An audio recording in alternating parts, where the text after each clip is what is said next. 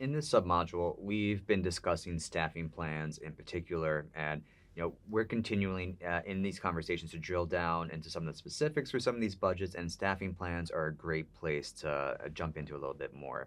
So, building off of some of what we had said before, we're going to be talking a little bit about how to build a detailed staffing plan down to the position, and think about the timing and how you flesh that out in a fiscal year budget. So, lots of moving parts. You've talked a little bit about this in our one of our last breakouts, Asia. But working with clients, how do you help them figure out the staffing plan component, especially when it comes to onboarding or off ramping personnel? Excellent question. Stamina is really important to consider, right? Especially in the line of work that you are doing. There are nonprofits that I've worked with that are mainly in the product, realm where it's about making sure the most impact of their funding goes towards getting people that can research the proper product so that it is strong enough and it's sustainable enough.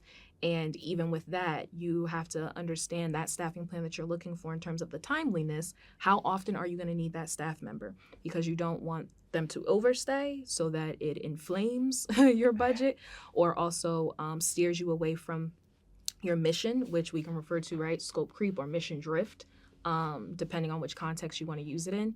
But then also understanding where the needs of your program that you're looking to serve your community. And so when we think about the service end of that, the staffing plan becomes super important just in terms of, again, that fiscal year. At what point is this particular program that you're trying to run going to have a high likelihood of success? Is that a matter of the amount of staff that you're bringing on board to hire, or is it the type of staff that you're bringing on to hire?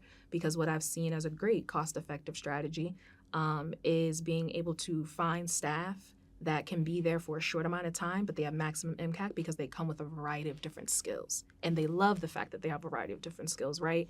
And so it becomes important when you're interviewing or onboarding people to, again, ask if this is within your skill set. Is this what you were looking to bring to this particular experience? Because yes, it can save you budget, but it also may save you having to deal with turnover. Yeah, I think that's a great point. I think making sure that there's a pathway for growth at these at your nonprofit is always key for keeping staff on board, not having to onboard someone every 6 to 12 months if people move on, and keeping that institutional knowledge. That's really powerful to see over time what clients have been telling folks, what these services have looked like, through thick and thin, through situations like the pandemic. Like, that's really valuable information that doesn't always make its way into grant applications, but can really help an organization work optimally and know how to react to certain situations. And to what you were saying, I think it really comes down to a great sense on like what your programs need in terms of inputs. You made the comparison of a budget as a logic model in a prior breakout, which I think is spot on. So thinking about how many people hours does it take to run your program, and what are the different tasks that need to be done, whether it's taking the food off the truck from the food bank, to packaging food, to preparing food, serving food, cleaning up. Understanding what all the different roles are can understand if you need a staff of 2 or 3 for that program, or is it closer to 5 or 6? And those are, again, you're going to be able to justify this in a stronger way to funders if you have a sense on those numbers, and just the need that you have. Additionally, for maybe if you're launching a program, this is a great chance to consider whether you need a full-time staff person, or is it something where you contract someone. An example I could think of is an organization trying to get a mobile food truck or a mobile soup kitchen. You would want to have someone with expertise that knows how to source these trucks, how to retrofit a truck. But once the truck is up and running, you need more of those logistics and operational people. So this might be a place to think about having a 3-month contract with someone, building that into your budget, and then how do you, translate that over with some overlap to the logistical person that will be handling that truck future forward. Absolutely. And I hope that your brains and all the light bulbs are going off as we're having this conversation, because this is helping me to remember a lot about, again, leveraging your past performance, right? And also those opus that we talked about earlier in the course as well, the organizational processing assets, right? That past documentation where you may have gotten better over time, or there may be room where an approach worked in the past, but it's not going to work right now. But if you don't have those things documented, or you're not revisiting them with your staff and with your team as you're building out these staff plans, it becomes, it can become a liability at some point. And there was another point that you mentioned that I wanted to bring up here. for our adult learners that are taking this course, it's super important for you to understand as well the timeline of all of this as well. You hear Anthony and I talking about fiscal year. You hear us talking about possibly contracting versus bringing on a full-time staff person. But it's also important that as it relates to your proposals, if there is a situation where you do have to cut something or you have to reallocate a resource, make sure that you are authentically putting that out in the proposal so that it makes sense, right? And if you're resource sharing with another organization who may have had success, or you got a grant application before and you're like, well, how come this strategy didn't work the next time? Don't fret. I think it's just important for you to know that it's not a one size fits all. And you may have gotten better over time where you don't need as much money as you did the first time because you found a rhythm.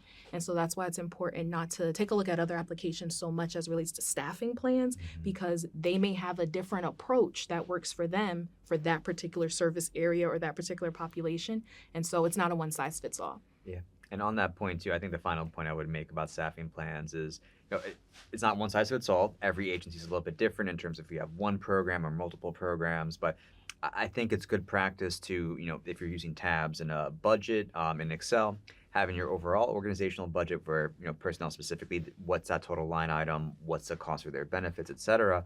But for each one of your programs, having a separate tab where you're having the list of the personnel, the positions, and especially in the case where folks might have different roles, like an executive director, like an operational director, showing how they're allocating their time across different programs. This gets back a little bit to the indirect cost rate that we were talking about to show that, all right, 25% of the ED's time is on the pantry program, 25% of the time is on this workforce training program, and then it's having a breakdown of each of the more operational staff for each program, ideally broken down by full-time equivalency or broken down by the hours.